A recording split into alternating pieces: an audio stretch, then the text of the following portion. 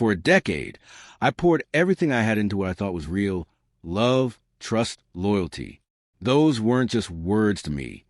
They were the foundation of the life Olivia and I built together. A cozy home, memories etched in every corner, dreams of places we hadn't been and milestones we hadn't yet reached. I believed we were unshakable. Then came the night that belief crumbled.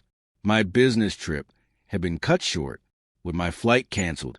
I figured I'd treat myself to dinner. Nothing fancy, just the comfort of our favorite spot. I didn't call ahead. Why would I? I wanted it to be a quiet surprise, maybe even a little romantic if she happened to be free. I walked through the doors and immediately spotted her, Olivia. But she wasn't alone. A man sat across from her, too close, too familiar. His hand lingered on her arm like it belonged there, and she let it stay. Then came the laugh, the one I thought belonged only to us. And finally, the look, that look I knew all too well. Only this time, it wasn't for me. Then he kissed her, and she let him. The world didn't spin, it stopped. I stood there, invisible to her. Rage boiled inside me, but I didn't cause a scene. I simply took out my phone, captured the moment, and turned around. That night, I didn't go home. I booked a hotel room and stared at the photo until sleep finally won the battle against my fury. By morning, I knew what I had to do. When I confronted her, I expected something. Anything.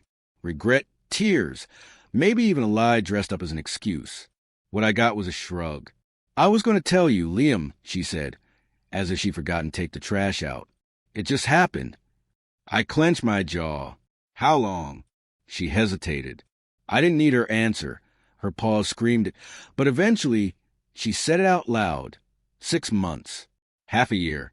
Half a year of betrayal disguised as love. Of her lying beside me, pretending nothing was wrong. And then came the absurdity. "We have history," she said. "I still love you. We can get through this." As if her betrayal was just a misstep, not a shattering of everything we built. As if I'd be willing to glue the broken pieces back together just because they used to fit. That's when I made my decision. I didn't scream. I didn't cry. I didn't beg for answers. I just smiled faintly and said, "You're right. We do have history. But that's all it is now." For the next few days, I played the role of the undecided partner. I let her believe there was hope. We even had dinner one last time.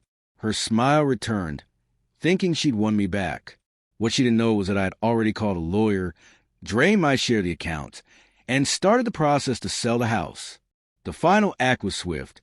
I walked in, set my keys on the counter, and handed her a manila folder. "It's all there," the paperwork. "The house goes on the market next week. I'll be gone by tomorrow." Her face lost all color. "Wait, what?" "You're selling our house." I met her eyes. "No, I'm selling my home. You just lived in it." She stood there stunned. No words. Just a slow unraveling of someone who finally realized the cost of what she'd done. 3 months later, I was in Bali. Warm sun, salt in the air, peace in my chest. She, from what I heard, was still trying to clean up the wreckage. The guy she gave everything up for? He vanished. Disappeared once the thrill wore off. Me? I didn't just walk away. I walked forward. And for the first time in years, I was finally free.